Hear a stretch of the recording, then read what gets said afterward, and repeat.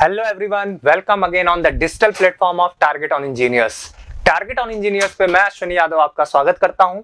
आज मैं आपके लिए लेके आया हूं टीएचडीसी का bumper vacancy notification. Bumper vacancy notification, junior engineer बनने का एक सुनहरा मौका, हाथ से खोइएगा मत, जाने मत दीजिएगा। मौके या तो आप बना लीजिए या तो आप क्या करिए, जो मौके मिल रहे हैं उस पे वार करिए, प्रहार करिए, पार करिए। तो मैं कह रहा हूं जो वैकेंसी आई है दैट इज टीएचडीसी की वैकेंसी है। आपके पास टीएचडीसी की आपके पास वैकेंसी आई है। जूनियर इंजीनियर बनने का आपके पास सुनहरा मौका है। ब्रांचेस कौन कौन से अवेलेबल हैं, कौन कौन से ब्रांचेस को अलाउ किया गया है? इलेक्ट्रिकल को अलाउ किया गया है, बिल्कुल। मैकेनिकल को अलाउ किया गया है और सिविल को भी अलाउ किया गया है। सो लग जाइए, तैयार हो जाइए, अपनी पूरी शिद्दत के साथ यहां पे एक बार अपना सपना पूरा करने के लिए एक बार फिर से उतर जाइए। क्या है सिलेक्शन प्रोसेस, कैसे होना है ये हम लोग देखेंगे। क्या है सिलेक्शन प्रोसेस, कैसे एग्जाम होना है, क्या इंटरव्यू है कि नहीं है, एज क्राइटेरिया क्या है, क्वालिफिकेशंस क्या है, डिटेल डिस्कशन करेंगे हम लोग आज इसके बारे में। अगर नोटिफिकेशन की बात करें तो कुछ नोटिफिकेशन जो है अपना इस तरह से है। क्या? THDC India limited, THDC India limited, यानी यहां पे अगर आप देखेंगे तो ये एक मिनी रत्ना कंपनी है, पीएसयूज में गिनी जाती है। अच्छी खासी कंपनीज है जो पीएसयूज में गिनी जाती है। सो मिनी रत्ना कंपनी है। यहां पे वर्क करने का अलग ही इन्वायरमेंट है। यहां पे आपको वो सारी सुविधाएं मिलेंगी जो एक ऑफिसर्स को मिलती हैं। आपके पास स्कूल, बच्चों के लिए स्कूल, आखिर क्या चाहिए आपको? रोटी, कपड़ा, मकान और एक आपके पास अच्छा जीवन, रेस्पेक्टफुल जीवन। इससे बेटर, पीएसयू से बेटर आपके पास कोई चांस नहीं हो सकता है। ये एक चांस है, ये एक चांस है जहां पे आपको इस पूरे को भुना देना चाहिए, इसको भुना देना चाहिए। यहां पे आपके पास requirement of the post of junior engineer का पोस्ट है। ट्रेनी डिसिप्लिन कौन कौन से में? सिविल में, इलेक्ट्रिकल में, मैकेनिकल में, through the computer based test. तो भैया ऐसा है कि टेस्ट जो होगा वो कंप्यूटर बेस्ड ही होगा, है ना भाई, कंप्यूटर बेस्ड टेस्ट होगा। ठीक है, ये बात मेरे को समझ में आ गई। अगला अगर हम देखें, कंपनी की कुछ प्रोफाइल है। ज्यादा आपको डिटेल चाहिए तो ये प्रोफाइल जरूर पढ़िएगा, क्योंकि कभी कभार क्या होता है वो आपसे फर्स्ट डे जाने के बाद पूछ लेते हैं इंप्रेशन के लिए, तो जरूर इस चीजों को देख के एक बार जाइएगा। ठीक है, अब इसमें जो वैकेंसीज आ रखी हैं, अलग अलग स्टेट्स की वैकेंसीज हैं। जैसे अगर मैं बात करता हूं, और इस प्रोफाइल को अगर आपको डाउनलोड करना है, इस पीडीएफ को अगर आपको डाउनलोड करना है तो आप डायरेक्ट जा सकते हैं www.thdc.co.in पे। वहां से जाके आप इसे डाउनलोड कर सकते हैं, वैकेंसी देख भी सकते हैं, और हमारे टेलीग्राम ग्रुप में जाके आप इसे डाउनलोड कर सकते हैं और पढ़ सकते हैं प्रॉपर। चलिए, तो अगर हम लोग देखें वैकेंसीज कहां कहां पे हैं, तो सबसे पहले अगर मैं बात करता हूं डिटेल ऑफ द पोस्ट के बारे में, डिटेल कौन कौन सी हैं। जैसे उत्तर प्रदेश का अगर मैं देखता हूं, उत्तर प्रदेश का ध्यान रखिएगा। अगर आप उत्तर प्रदेश से हैं, अच्छी अपॉर्चुनिटीज है।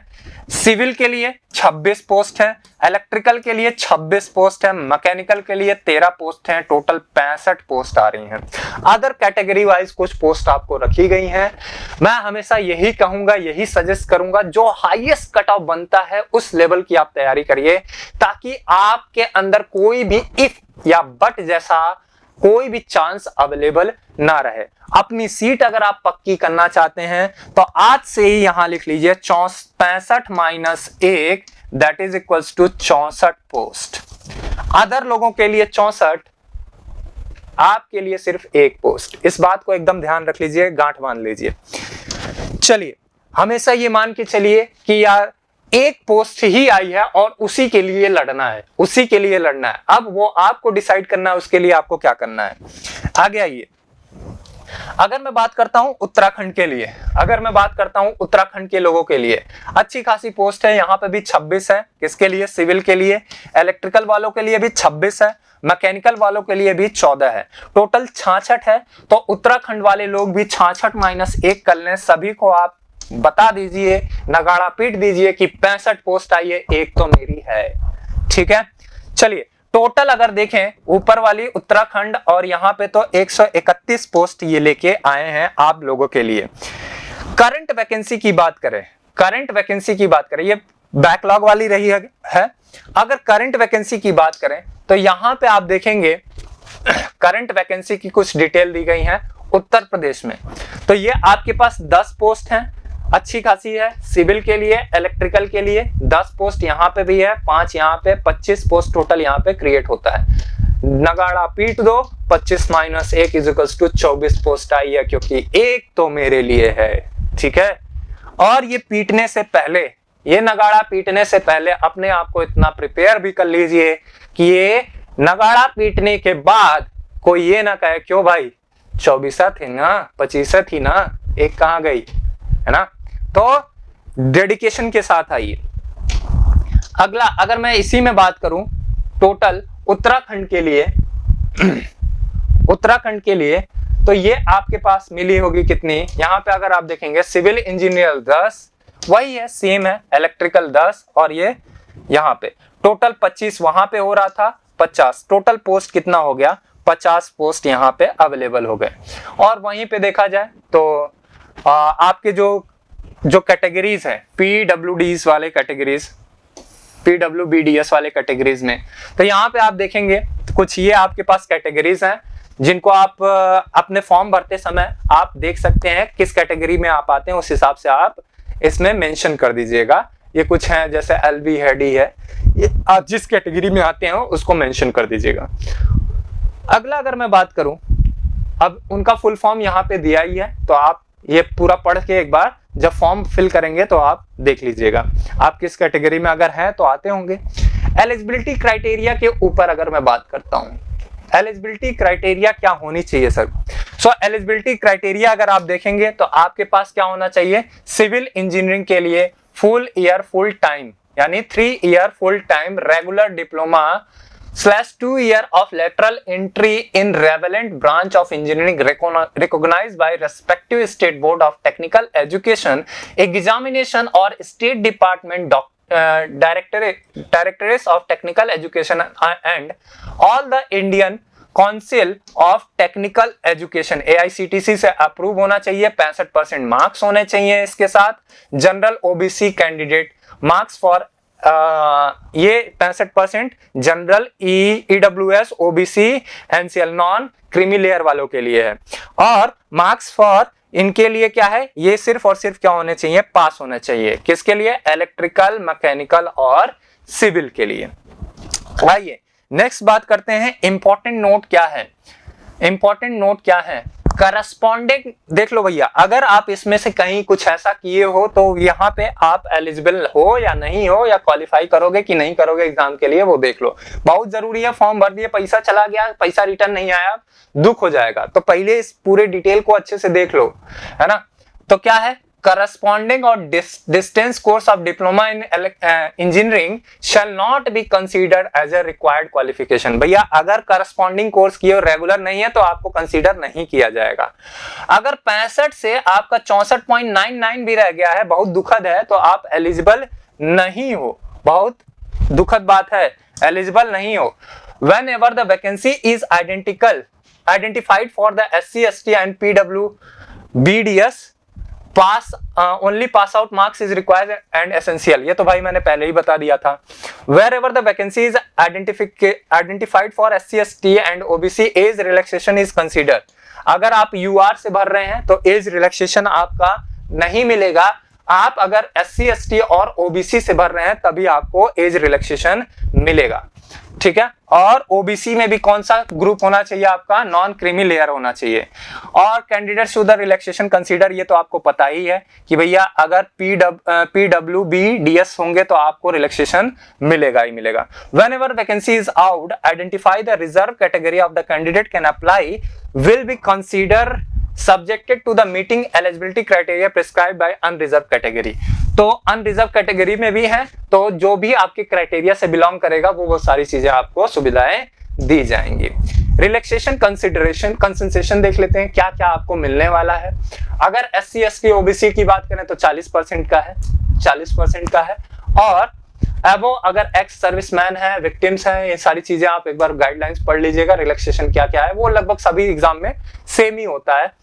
तो हम लोग relaxation education qualification for ex serviceman candidate should be passing mark, अगर यहाँ पे बस एक ही चीज जुड़ी हुई है, क्या, एक्स सर्विसमैन, बाकी ये वाली बात हम लोग पहले से कर रहे हैं। अगर आप एक्स सर्विसमैन है तो आपको पासिंग मार्क होना चाहिए। अपर एज लिमिट ये थोड़ा सा देख लेते हैं। SC ST OBC और JNK के डोमिसाइल्स जो भी हैं, ex serviceman shall be as per of the government directive guidelines. Government directive guidelines के हिसाब से अगर आपको 3 साल 5 साल या 7 साल का रिलैक्सेशन मिलता है एज के हिसाब से, तो वही सेम यहाँ पे भी क्या होगा, अप्लाई होगा।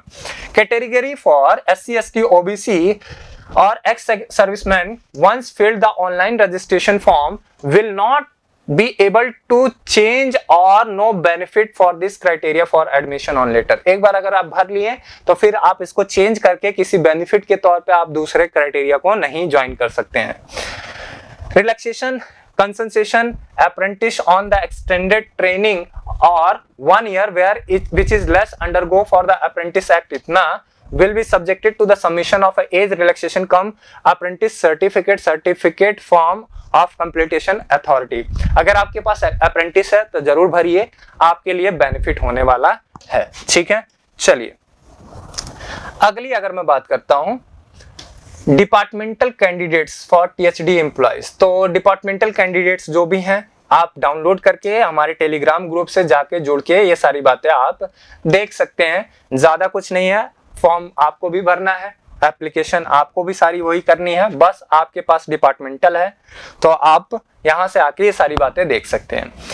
इन case of computer based test, score of 2 candidate same marks obtain the qualifying examination diploma is respective engineering discipline will be from basis in case of marks qualifying examination diploma is respective engineering diploma में होना चाहिए। Date of birth will be taken as consideration, भैया वही डालिएगा जो आपके पास examination में आप डालते हो। ठीक है, बाकी ये सारी बातें हैं वही वाली एग्जाम्स वाली बातें हैं, यहाँ पे आप एक बार डाउनलोड करके पढ़ लीजिएगा। इंपॉर्टेंट डेट्स पे आते हैं। इंपॉर्टेंट डेट्स क्या है? इंपॉर्टेंट डेट्स है 9 जून से स्टार्ट है, 9 जून 10 AM से, लास्ट डेट जो है 30 जून पे है। ठीक है, 30 June. Application are advise to check the recruitment selection of THD limited regularly update पे जरूर देखते जाइए। वैसे हम आपको इन्फॉर्म करते ही रहेंगे अगर एग्जाम डेट आ गई तो भी। In order to the last minute rush the candidate are advise to, हाँ भैया ये कई बार देखने को मिलता है, बच्चों का मैसेज आता है सर आज लास्ट डेट थी, सुबह से ही चल नहीं रहा है, क्या करें? तो भाई पहले भर लीजिए, एकदम आप क्लियर होके डिसाइड करके आप पहले इस चीज को भर लीजिए। सो आपके पास ये कुछ डिटेल है, आप अपने स्कूल मार्कशीट ये सारी चीजें, एज का जो आपके पास सारी चीजें हैं, कुछ स्टेप्स हैं, इनको पढ़ के आप अच्छे से अप्लाई कर दीजिए। ठीक है, सो आज के लिए मिलते हैं नेक्स्ट सेशन में जहां पे हम लोग और भी चीजें और भी नोटिफिकेशन पे बात करेंगे। सो चलिए तैयार हो जाइए, अपनी कुर्सी की पेटी बांध लीजिए, उड़ान भरने वाले हैं। नमस्कार।